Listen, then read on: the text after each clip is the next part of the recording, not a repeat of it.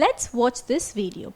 Initially, it is a normal scene of a city life, but suddenly everything changed as the ground started shaking. The pedestrians were terrified. The drivers stopped their cars and moved out of it and laid down on the roads. So, in short, a panic flew through the city. So, what caused this sudden change? Well, things changed suddenly due to an earthquake. Now, what is an earthquake? Well, an earthquake refers to a sudden and intense shaking of the Earth's surface due to massive release of energy from the Earth's interior. So, earthquake refers to violent shaking of the Earth's surface due to massive release of energy from the Earth's interior. Now, earthquake is a very destructive natural phenomenon. Earthquake can cause cracks on the road. It may also cause the buildings to collapse. Many people get trampled under the buildings and get either injured or killed. So we find that earthquakes are indeed very destructive. Now let us know more about earthquake. Well, if you throw a stone in a pond, what happens? You can see concentric waves develop from a particular point where the stone hits the ground, and due to this concentric waves, the surface water starts shaking. In fact, the vibrations are mostly felt at this point where stone hits the surface, and as the distance increases, the intensity of vibration decreases. Similarly, an earthquake also has an origin and concentric waves develop from that point. Now, we know that the earthquake is produced due to massive release of energy from the Earth's interior. Now, the point inside the Earth where an earthquake originates is known as the focus. Now, from this point, the waves hit the ground just vertically above it, and this is known as the epicenter. Now, the intensity of vibrations are mostly felt at this point, and the intensity gradually decreases with increasing distance. Now, just like ripples in a pond, concentric waves develop during an earthquake, and these waves are known as seismic waves. So, seismic waves are the waves that are produced during an earthquake. So, these are the different parts of an earthquake. Focus is the point of origin, epicenter lies just above the focus, and the waves that are produced during an earthquake are called seismic waves. So, we just now discussed that these are the different parts of an earthquake: focus, epicenter and seismic waves. Now, we also learned that both focus and epicenter are the points from where seismic waves develop. However, there is a difference between focus and epicenter. Let's discuss about the differences. The first and most important point of distinction is that focus is the point that lies inside the Earth, whereas epicenter is the point that lies on the Earth's surface. So, even if both focus and epicenter are points of origin, but focus is the point that lies inside the Earth and epicenter is the point just vertically above the focus, and it lies on the Earth's surface. Another point of distinction between focus and epicenter is that focus is the point from where seismic waves originate, and these waves travel in all directions towards the Earth's surface. See here, this is the focus, which is the point of origin, and from here seismic waves develop and they travel in all directions towards the Earth's surface. Now, epicenter, as we know, is the point that lies on the Earth's surface, and from here the seismic waves spread out along the Earth's surface. See, the seismic waves are spreading in all directions from the epicenter along the Earth's surface. The main difference between focus and epicenter is that focus is the point that lies in the Earth's interior, whereas epicenter is the point that lies just above the focus on the Earth's surface.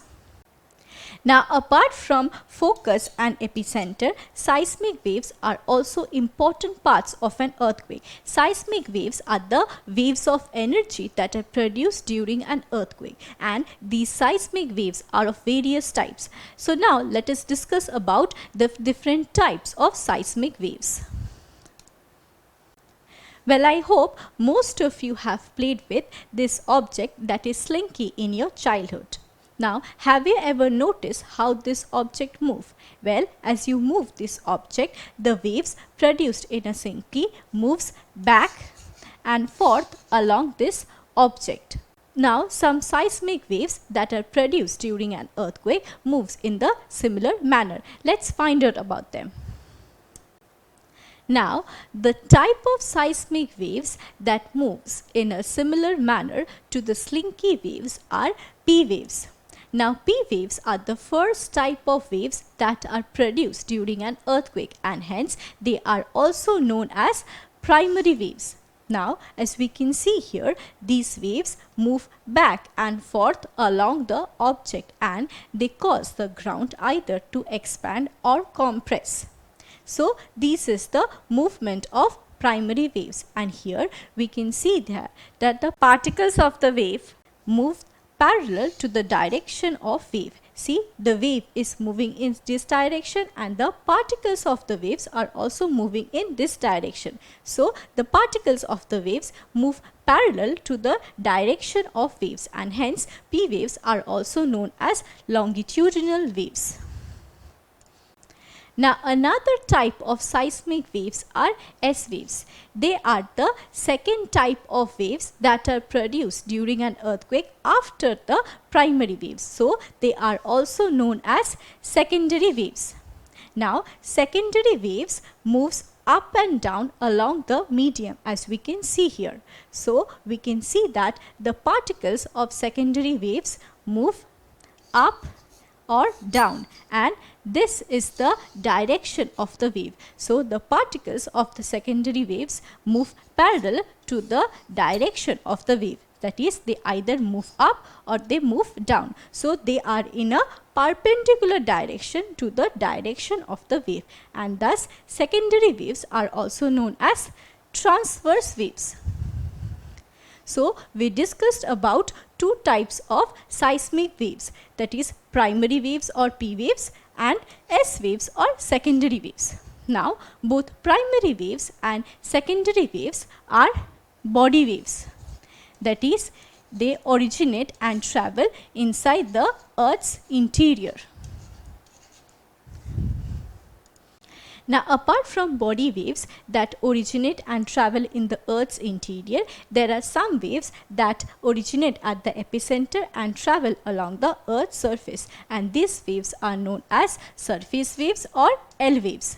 So, surface waves or L waves originate at the epicenter and they travel along the Earth's surface. Now, these waves follow horizontal motion and they cause the ground to shake sideways, or they also follow circular or elliptical motion. So, L waves originate at the epicenter and they travel along the Earth's surface, and these waves are therefore known as surface waves, and they follow either horizontal or circular motion. So, we just now discussed about various types of seismic waves. Seismic waves can be broadly classified into two types, body waves and surface waves. Another name for surface waves, as we know, is L waves. Now, body waves can be further classified into two types, P waves or S waves. Well, P waves are the first type of waves that originate during an earthquake, and P waves are followed by S waves or secondary waves. Now, both P waves and S waves, as we know, are body waves, that is, they originate in the Earth's interior, that is at the focus, and they travel within the Earth's interior. So, both P waves and S waves are body waves. On the contrary, L waves originate at the epicenter and they travel along the Earth's surface. So, L waves are surface waves. Now, before proceeding with our lesson, let us try to answer this. We will have to identify the type of seismic waves that originates at the epicenter. And the options given are P waves, L waves, S waves or C waves. Well, you can't remember? Well, let me help you. The correct option is L waves. We know that P waves and S waves are body waves, that is, they are the type of seismic waves that originate at the Earth's interior and they travel within the Earth's interior. So, P waves and S waves are the incorrect options. Now, coming to C waves. Now, C waves are not type of any seismic waves. So, this option is also incorrect. So, the correct option is L waves, which are also known as surface waves and they originate at the epicenter of an earthquake. We shall now focus on the factor that triggers an earthquake. The most important factor that causes an earthquake is movement of tectonic plates. We know that our Earth's crust is divided into several major and minor tectonic plates. Now, these plates are not stationary, rather they are in constant motion. The arrows in the map show the directions in which the tectonic plates move, and here we see that the plates either diverge or converge. Now, due to such movement of tectonic plates, cracks or faults develop on the Earth's surface. Now, massive amount of energy is released from the Earth's interior along these fault lines, and this triggers or leads to intense shaking of the Earth's surface, thereby forming an earthquake. Around 95% of the earthquakes in the world occur due to this reason, that is, movement of tectonic plates. Well, now that we have understood the meaning of an earthquake and the factor that causes it, let us now understand how we can measure an earthquake. Well, this is the picture of a device that can measure an earthquake, and the name of that device is seismograph. So, seismograph is the scientific device or an instrument that records or calibrates the vibrations that are produced during an earthquake. Now, there are different parts of an seismograph. The device is placed on a heavy base, and a heavy weight or a bob is attached to the frame of the device with the help of a string. Also, a pen is attached with the bob, and the pen runs on a sheet of rotating drum. Now, this pen makes the marking on a sheet which is known as the seismogram. So, seismogram are the recordings of an earthquake, while the device that measures an earthquake is known as seismograph. Now, let us see how a seismograph works. Now, this video shows how a seismograph works. Well, the pen attached with the bob gives the impression of the ground shakings on a sheet. Now, see, initially when the ground does not shake at all, a straight line is created, and when there are mild shakings, short lines are made, and when the ground shakes violently, then long and irregular lines are created on the paper, as we can see here. So, this is how a seismograph records the vibrations that are produced during an earthquake. Now, there is a drawback of this device. Well, this device can only measure the magnitude, that is the amount of energy released during an earthquake in the form of vibrations, but it cannot predict the exact date and time of occurrence of an earthquake. So, we learned that seismograph is a device that helps us to record the magnitude or the amount of energy released during an earthquake.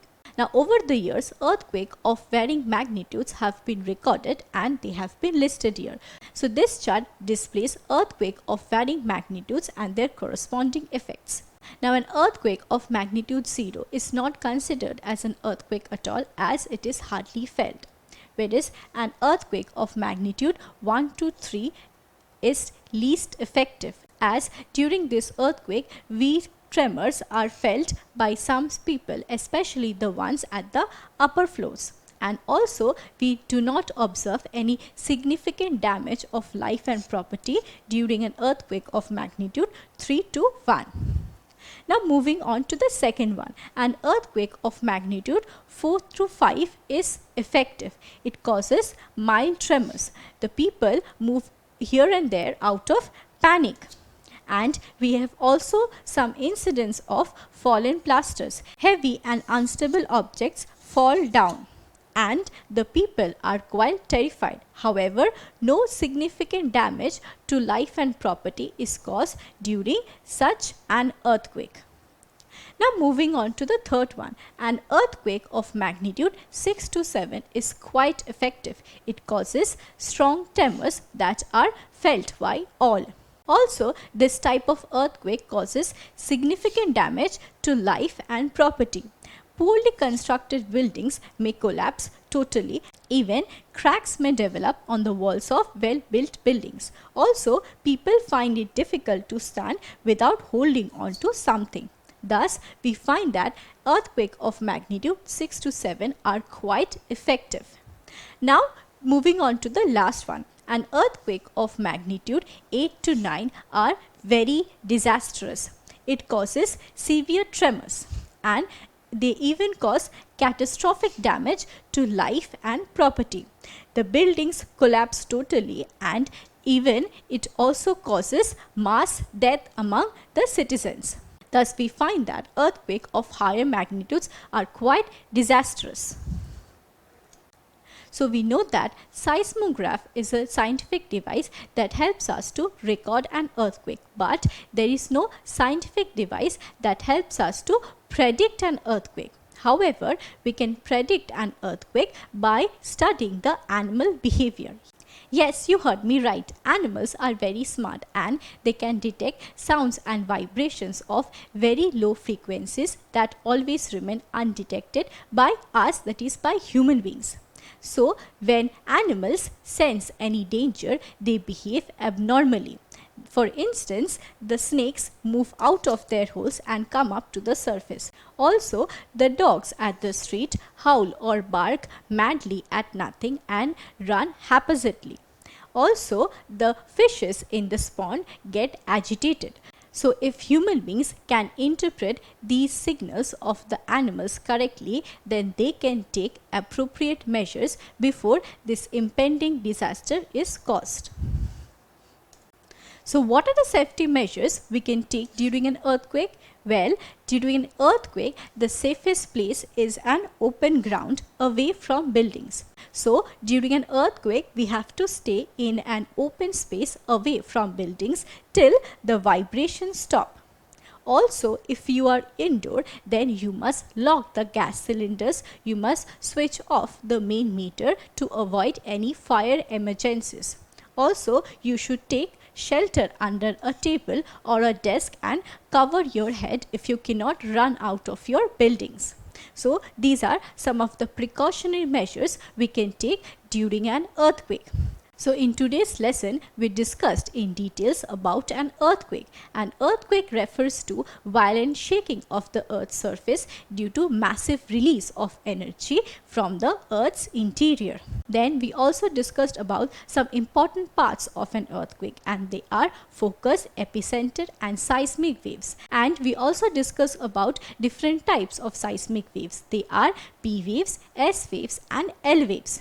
Now, P waves and S waves are body waves, while L waves are surface waves. Further, we discussed about the most important factor that causes earthquake, which is movement of tectonic plates. And later, we discussed how we can measure an earthquake. We can measure an earthquake using an instrument. The name of the device is seismograph. And later we discussed that we can predict an earthquake by studying animal behavior. So, the animals gives a signal that an impending danger may come, and by studying those behavior we can take appropriate measures during an earthquake so that we can minimize the damage that are caused to life and property by this natural disaster. So, that's all about an earthquake.